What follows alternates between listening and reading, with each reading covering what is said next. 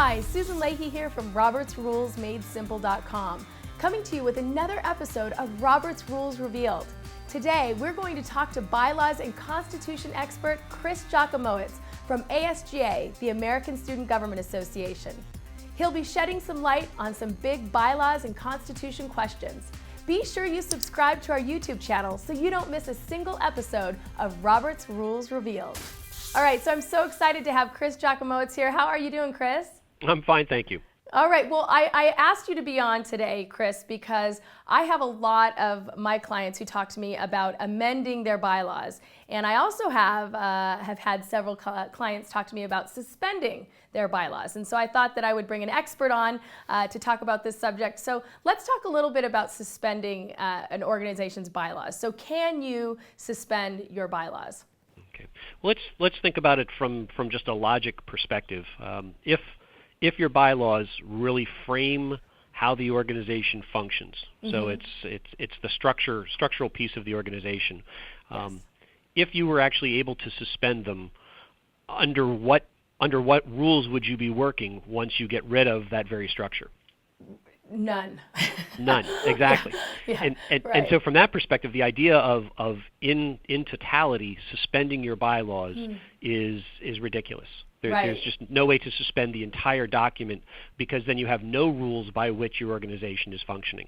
Okay, so I'm going to just put it out there loud and proud. You cannot suspend your organization's bylaws, because then you would be operating under nothing, right? And you'd be operating under anarchy, right? Good luck, because then how would you reinstate them? And you would be in a world of hurt. So okay, so I think that's a really great answer to that question.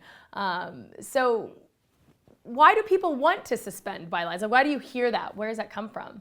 Well, I think that sometimes people are looking to suspend because there are certain elements within the bylaws that they would like to see changed. Okay. Sometimes they want to see them changed just on a short-term basis, which really doesn't work when you're talking about the structure of your organization. Okay. So they're looking to get something changed in most cases, and they're not really sure how to go about it. Right. So that's kind of a radical way of looking at it. I'll just suspend the bylaws and we'll be able to do whatever we. Okay, gotcha. So then what about the idea of amending the bylaws? I know a lot of people will come in, they'll be seated and take office, and then they'll want to amend their bylaws. How does an individual go about doing that? Well, and I think that in most cases I've seen, when they talk about amending the bylaws, they're really talking about extensive changes to the document. I sometimes think that bylaws are a lot like dust magnets. They have this tendency to collect more and more pieces as they move along through the ages, until you've got this giant unwieldy thing that you really aren't sure how it's supposed to work. And people are oftentimes afraid to take the step back and say, okay, how do we really put together a wholesale change of this so that it makes sense? How do we shake out the dust and get back to what the organization really ought to be about?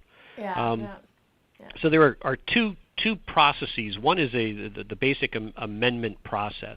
I mean, if you're looking at one or two changes to the document, then you can use the regular amendment process that's identified for changing your bylaws. Okay, so let's just walk through that process real quickly.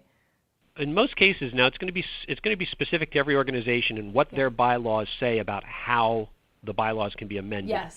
But it's usually going to require some sort of previous notice, so that at a meeting someone will make the announcement that at our next meeting I intend to introduce this amendment, and then they need to give the full text of that amendment. Yes. That's called providing notice or previous notice, so that all members know that you're going to make a significant change to the structure of the organization. Okay. So providing that notice so everybody knows what's going on, and then what happens next?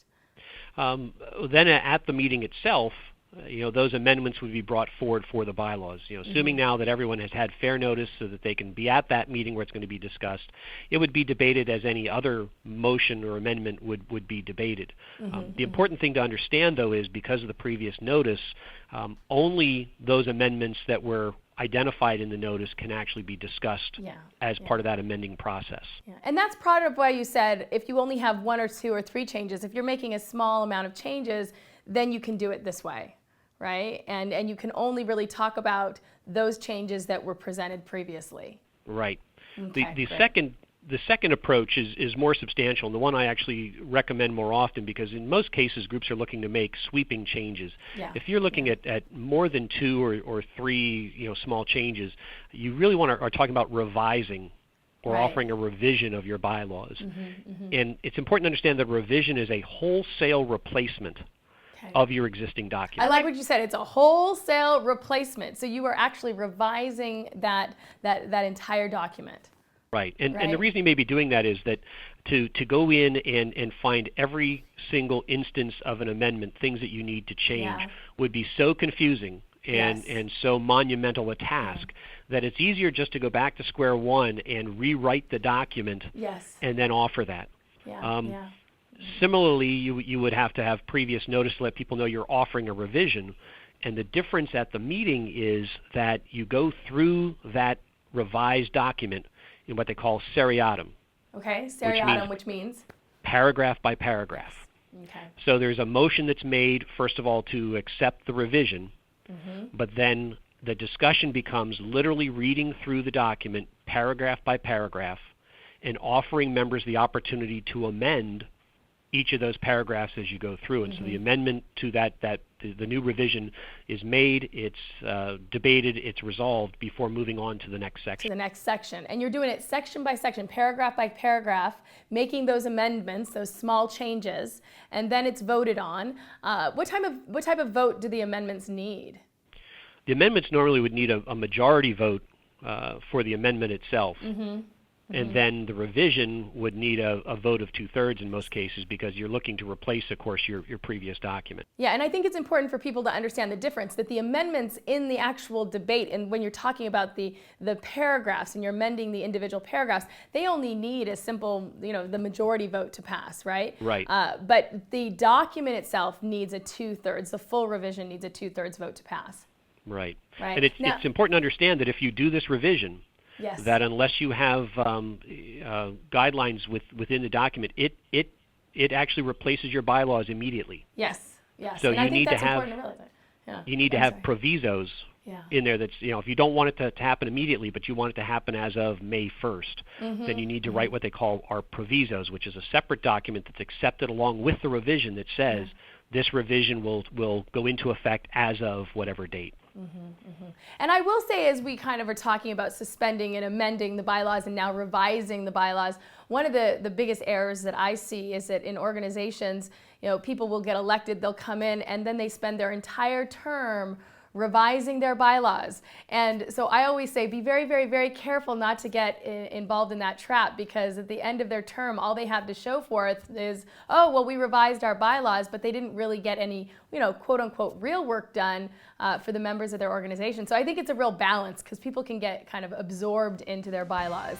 So it certainly is an interesting discussion. And thank you for shedding some light on this about how to suspend and amend, and now we know, revise your bylaws. Thanks so much, Chris.